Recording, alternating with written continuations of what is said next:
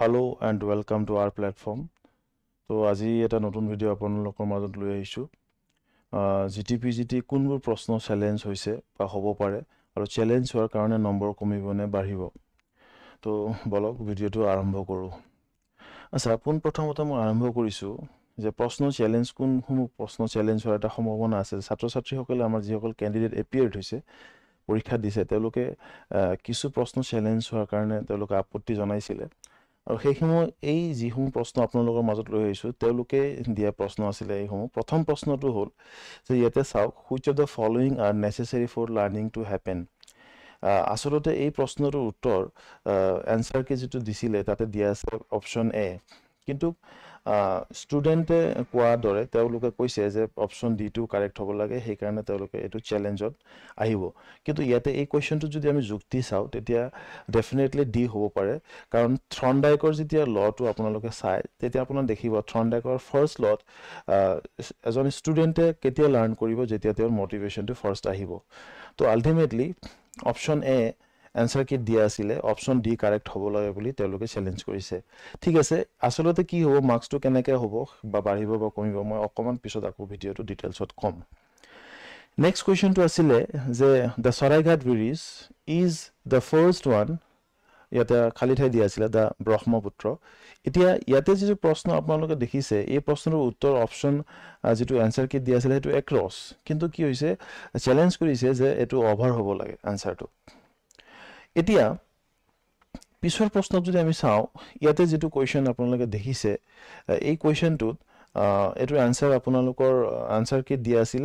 option D কিন্তু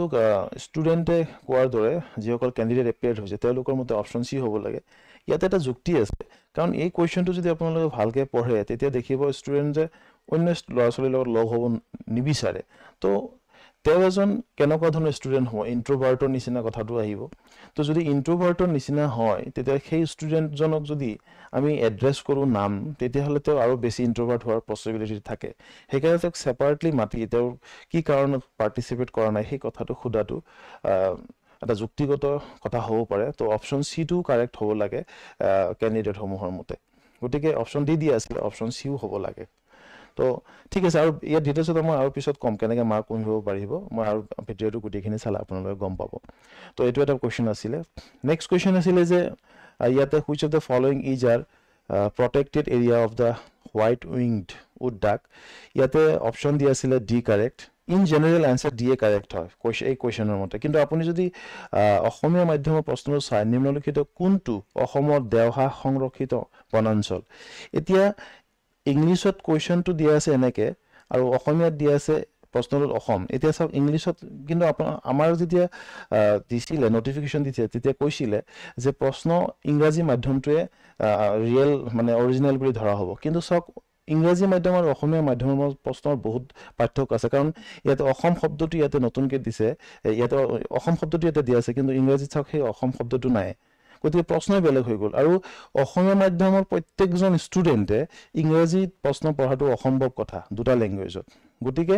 এই ক্ষেত্ৰত যদি অসম এড হোৱাৰ কাৰণে নামদফা অসমত নাই গতিকে ইয়াৰ সকলোবোৰ অপচন হ'বই নোৱাৰে তো নামদফা গ'ল ইয়াৰ সকলোবোৰ আনসাৰটো গ'ল অৰ্থাৎ বি আৰু ডি টো হ'ব নোৱাৰে গতিকে এ আৰু সি হ'ব লাগিব আলটিমেটলি অপচন ডি দিয়া আছে এজ পাৰ ইংলিশৰ মতে ডি টো কাৰেক্ট কিন্তু অসমীয়া মাধ্যমৰ মতে বি আৰু ডি টো হ'ব নোৱাৰে ইয়াৰ ভিতৰত কোনবা এটা হ'ব লাগিব গতিকে এটো এটা যুক্তি আছে ইয়াতে প্ৰশ্নটোত নেক্সট প্ৰশ্নটো চাওক যেটো চাওক ইয়াতে লিখা আছে এটো ডাইৰেক্ট ষ্টুডেন্টে দিয়া কোৱেশ্চন আছিল ইয়াতে আপোনালোকে যদি চাই যে স্পেশাল নিডস চিলড্ৰেন সমূহ কেনেকৈ তেওঁলোকক মানে আগুৱাই ল'ব লাগিব ইয়াতে ম্যাক্সিমাম ষ্টুডেন্টে স্কেফোল্ডিং দিছে আৰু অপচনত দিয়া আছে ডি কিন্তু মই আপোনালোকক কও আনসাৰ কি যেটো ডি দিয়া আছে সেই ডি টোৱে কাৰেক্ট হ'ব এটো বি স্কেফোল্ডিং নহব কেনেকৈ নহব মই অকমান পিছত আপোনালোকক বুজাই আছো আৰু এটো কোৱেশ্চনটোত আপোনালোকে চাওক যে ইয়াতে যেটো আনসাৰ দিয়া আছিল সেই আনসাৰটোত দিয়া আছিল অপচন আপোনালোকৰ ডি আৰু D2 কাৰেক্ট নহয় বুলি ষ্টুডেণ্টখিনিয়ে কৈছে যে এক্টিভ পাৰ্টিচিপেণ্টটো যিহেতু আছে গতিকে এক্টিভ পাৰ্টিচিপেণ্ট এনচাৰটো হ'ব লাগে গতিকে এক্টিভ পাৰ্টিচিপেণ্ট হ'লে ল'ৰা ছোৱালী ৰিচেণ্ট টাইমত যিটো লাৰ্ণিং টিচিং লাৰ্ণিঙৰ প্ৰচেছত যদি আপোনালোকে চায় তেতিয়া ষ্টুডেণ্টখিনি এক্টিভ পাৰ্টিচিপেণ্ট হ'লেহে হয় গতিকে অপশ্যন চি হ'ব লাগে বুলি এই কুৱেশ্যনটো চেলেঞ্জ হ'ব কিন্তু মনত ৰাখিব এইটো কুৱেশ্যন চেলেঞ্জত নাহিব কাৰণ স্কেপ হোল্ডিংটো নহয় অপশ্যন ডিটোৱে কাৰেক্ট হ'ব ইয়াতে কেনেকৈ সেই কথাটো মই আপোনাক দেখাই দিছোঁ যে চাওক যদি আপোনালোকে বাইগৰ্স্কি ছ'চিঅ' কালচাৰেল থিয়ৰিটোলৈ লক্ষ্য কৰে তেতিয়া দেখিব যে এজন ষ্টুডেণ্টে যিখিনি এৰিয়ালৈকে তেওঁলোকে লাৰ্ণ কৰিব পাৰে এইখিনিলৈকে তেওঁলোকে নিজে নিজে লাৰ্ণ কৰিব পাৰে এইটো লেভেলৰ পৰা এটা পাৰ্টিকুলাৰ লেভেললৈ আনিবৰ কাৰণে হ'লে ল'ৰা ছোৱালীক আগুৱাই ল'ব লাগিব আৰু এই ইয়াৰ পৰা এইটো লেভেললৈ আগুৱাই ল'বলৈ হ'লে যিটো প্ৰচেছ লোৱা হয় তাক কোৱা হয় স্কেপ হোল্ডিং আৰু ইয়াতে যিটো কথা চাওক যে ZPD অৰ্থাৎ জন প্ৰক্সিমেল ডিষ্টেঞ্চ বুলি কয় এই কথাটোত এইখিনি এৰিয়াত পৰে আৰু এইখিনি এৰিয়াত ইয়াৰ পৰা এইটো লেভেললৈ লৈ আহিবৰ কাৰণে যিটো প্ৰচেছ কৰা হয় সেইটো স্কেপ হোল্ডিং হয় আৰু এইটো হৈছে বাইগৰ্স্কি ছ'চিঅ' কালচাৰেল থিয়ৰি আৰু ইয়াতে কুৱেশ্যনটোক চাওক যে চিলড্ৰেন উইথ স্পেচিয়েল নিডছৰ কথা কৈছে গতিকে বেলেগ বেলেগ ধৰণৰ ল'ৰা ছোৱালী থাকিব স্পেচিয়েল নিডছৰ তেওঁ বেলেগ বেলেগ কণ্ডিশ্যন হ'ব আৰু বেলেগ বেলেগ কণ্ডিশ্যনৰ কাৰণে বেলেগ বেলেগ ধৰণৰ মেথডত তেওঁলোকে ষ্ট্ৰেটেজি লগাই কিনে শিকাব লাগিব গতিকে অপশ্যন ডি যিটো দিয়া আছিলে সেইটোৱে মোৰ মতে কাৰেক্ট হ'ব লাগে অপশ্যন বিটো ইমান চুইটেবল নহ'ব কাৰণ অপশ্যন বিটো সকলো ক্ষেত্ৰতে প্ৰযোজ্য হ'ব only special needs of child নহয় কাৰণ এইটো লেভেলৰ পৰা এটা লেভেললৈ ল'বৰ কাৰণে যিটো প্ৰচেছ লগোৱা হয়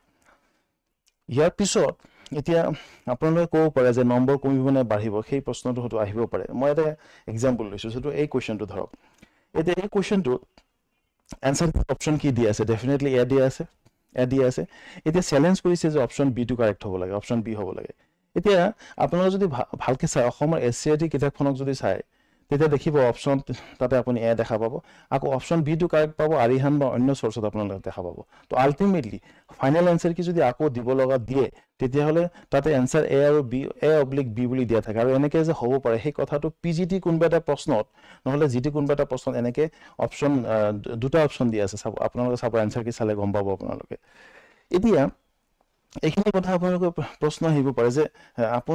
মই এইখিনি চ'ৰ্চ অসমৰ SCRT কিতাপৰ পৰা অথবা আৰিহানৰ কিতাপত দিয়া আছে এইটো কেনেকৈ মই গম পাওঁ চাওক আপোনালোকৰ মাজৰে ষ্টুডেণ্টখিনিয়ে এইখিনি কৈছে যে এইটো চাওক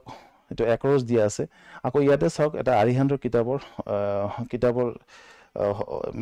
এইটো এটা চ'ৰ্চ হ'ব পাৰে চ' ইয়াতে চাওক ব্ৰিজ ইয়াতে চাওক অভাৰ দিয়া আছে গতিকে তাৰমানে ইয়াৰ পৰা এইটো কথা ক্লিয়াৰ যে একৰছো হ'ব পাৰে অভাৰো হ'ব পাৰে তো সেই হিচাপত এনচাৰটো আপোনালোকৰ এ আৰু বি হ'ব পাৰে অৰ্থাৎ যিসকলে এ কাৰেক্ট কৰিছে তেওঁলোকৰো মাৰ্ক পাব লাগে আৰু যিসকলে বি কাৰেক্ট কৰিছে তেওঁলোকে মাৰ্ক পাব লাগে কিন্তু এতিয়া মাৰ্ক কমিব নে বাঢ়িব মই পিছলৈ আকৌ এক্সপ্লেইন কৰিম আপোনালোকক এতিয়া চাওক এইটো চাওক এটা আপোনালোকৰ ক্লিয়াৰ হৈ যাব মাৰ্ক কমিব নে বাঢ়িব যদি আপুনি সেই প্ৰশ্নটো এটেম্প কৰিছে আৰু এটেম্প কৰাৰ পাছত ফাৰ্ষ্ট এনচাৰ কি দিয়া আছে আপোনাৰ ফৰ এক্সাম্পল এ আৰু আপুনি নম্বৰ পাই গৈছে যদি নম্বৰ পাইছে ডেফিনেটলি তাৰ কাৰণে চ'ৰ্চ কোনটো হ'ব এইটো তাৰমানে আপুনি নম্বৰ পাইছে ঠিকে আছে আপোনাৰ নম্বৰ কিন্তু যদি আপুনি বি অপশ্যন দিছিলে আপুনি মাৰ্কছ পোৱা নাই তেতিয়াহ'লে এই চ'ৰ্চৰ মতে আপুনি মাৰ্কছ পাব লাগে ঠিক আছে কিন্তু মনত ৰাখিব যে যদি আপোনাৰ বি অপশ্যনটো দিছে অৰ্থাৎ এ আৰু বিৰ মাজত যিসকলৰ এ আছে দিছে যিসকল তেওঁলোকেতো নম্বৰ পালেই কিন্তু যিসকলে বি দিছিলে তেওঁলোকেতো নম্বৰ পোৱা নাই কিন্তু তেওঁলোকে কি কৰিব ইয়াতে তেওঁলোকে মাৰ্ক পাব ইয়াতে বি দিয়াসকলে কিন্তু মনত ৰাখিব যে সেই কুৱেশ্যনটো আপুনি সেই কুৱেশ্যনটো এটেম্প কৰা হ'ব লাগিব আৰু এটেম্প কৰিব লাগিব অৰ্থাৎ এ আৰু বিৰ ভিতৰত আপুনি এ দিছে মাৰ্ক পাইছে বি দিছে আপুনি তথাপিও মাৰ্ক পাব লাগে কিন্তু চি আৰু ডি দিছে ডেফিনেটলি এইটো ভুল হ'ব গতিকে আপুনি চি আৰু ডি দিলে মাৰ্ক নাপায় ঠিক আছে আৰু কুৱেশ্যনটো এটেম্প কৰা হ'ব লাগিব তেতিয়াহে আপুনি নম্বৰ পাব ঠিক আছে তো নম্বৰ কমিব নে বাঢ়িব তো কমাৰটো কথা নাহে কাৰণ অলৰেডি আনচাৰ এটা দিছে ডেফিনেটলি এটা আনচাৰ দিছে সেই আনচাৰ যিটো আনচাৰ কি দিয়া আছে ডেফিনেটলি সেইটো কিবা না কিবা নহয় কিবা চ'ৰ্চ আছে গতিকে যেনেকৈ একৰছৰ ইয়াতে চ'ৰ্চ আছে তো এইটো কাৰেক্ট সেনেকৈ আপোনালোকে চেলেঞ্জ কৰিছে বি হ'ব লাগে তো বি হ'ব লাগে এইটো চ'ৰ্চৰ মতে এইটো কাৰেক্ট তেতিয়াহ'লে যিসকলে অলৰেডি মাৰ্কছ পাইছে তেওঁলোকেতো পালে কাৰণ চ'ৰ্চ আছে যিসকলে পোৱা নাই তেওঁলোকৰ মাৰ্কছ পাব চ'ৰ্চ এভেইলেবল আছে তো সেইটো হিচাপত এ আৰু বি দুইটা এনচাৰ হ'ব লাগে তো এইখিনি মোৰ ক'ব লগা কথা গতিকে মই আকৌ কৈছোঁ যে হাইপথেটিকেল এনালাইচিছে এইটো এনেকুৱা কোনো পাৰ্টিকুলাৰ মইতো কোনো বৰ্ড নহয় গভৰ্ণমেণ্ট নহয় গতিকে জাষ্ট এটা হাইপথেটিকেল এনালাইচিছে মই জাষ্ট আপোনালোক এইটো দাঙি ধৰিছোঁ চ' আপোনাক ধন্যবাদ জ্ঞাপন কৰিছোঁ ভিডিঅ'টো চোৱাৰ কাৰণে থেংক ইউ